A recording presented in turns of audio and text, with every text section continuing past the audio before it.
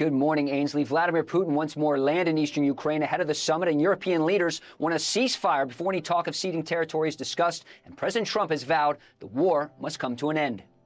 Will Russia face any consequences if Vladimir Putin does not agree to stop the war after your meeting on Friday? Yes, they will.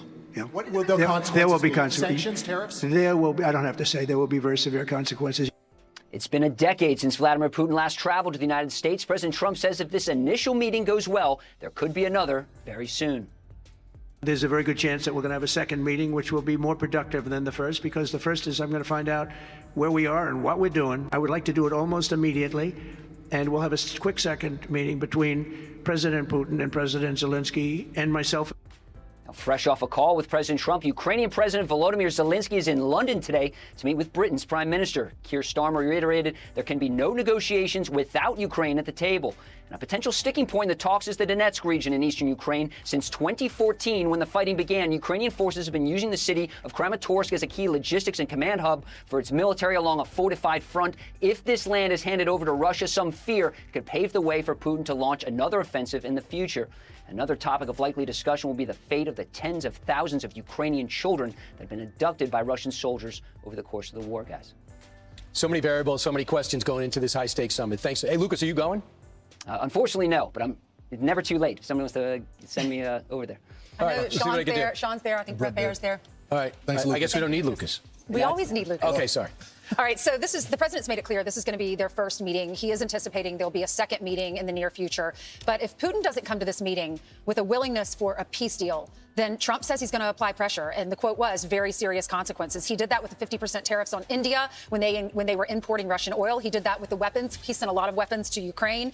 The European trade deal, the president got nearly $1 trillion in commitments to buy American energy instead of energy from Russia. So the president is clear. He says we're going to use the power that America has to wreak havoc on Putin. If he doesn't comply and doesn't stop this war and doesn't end the killings, there will be consequences. So there's two ways that Putin can attempt to embarrass the president. There is him not showing up to the meeting at all. And then there is him showing up to the meeting, having a conversation with the president and not agreeing to a ceasefire and trying to litigate what land is going to be drawn out. That's a non-starter already. And so the question is Putin this insane that he's willing to come to Alaska on the president's turf and attempt to embarrass him? Keep in mind, he asked for this meeting, and Caroline Leavitt made that clear, and so did President Trump. He asked for the meeting through Steve Witkoff. So they said, what's going to happen? So he's looking to talk. They are talking about swapping land, which people, I think, misinterpreted that the president was swapping land without Zelensky. He's just saying that the conversation led to going to the point where are the battle lines going to be drawn, where's the fighting going to stop? As Mark Thiessen writes about today as an influential columnist in the Washington Post, he said the worst thing that could happen would be for a partial ceasefire, because that means he gets to fight the places he wants to fight. Right. Which you have to do is two things: ceasefire and security guarantees. And then where we go from there is important. Also, if anybody thought, or Vladimir Putin was counting on a divide between the EU, NATO, and the president and the United States, it's not happening. He proved it a few months ago at The Hague. And again, in the conference call yesterday with everyone, including Zelensky, who's now in the UK, they're all on the same page. And that's what the German chancellor, the prime minister all said, and Macron all said, yeah, we're pretty much doing the same thing. The other thing I would say, and that is it's Ukraine's decision.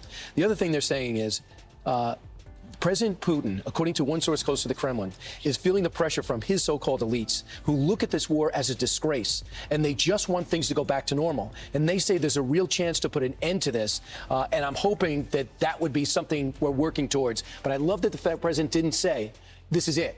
He said, if this goes well, next week we do another, and the next week we do another. So this could be a series. It doesn't mean if you don't walk out with a handshake deal, which you can't do because Ukraine's involved, not the U.S. involved, that means it's a failure. That's not the way it's going to work. Just don't forget who you're dealing with. This is Vladimir Putin. We can't trust him. President Trump says he'll have good conversations with him. Then he'll go home that night and he'll see that he's bombed a nursing home, that rockets have hit an apartment building, that people are dead on the streets. Want even more Fox News on YouTube? Become a Fox News Patriot today. Click join to find out how.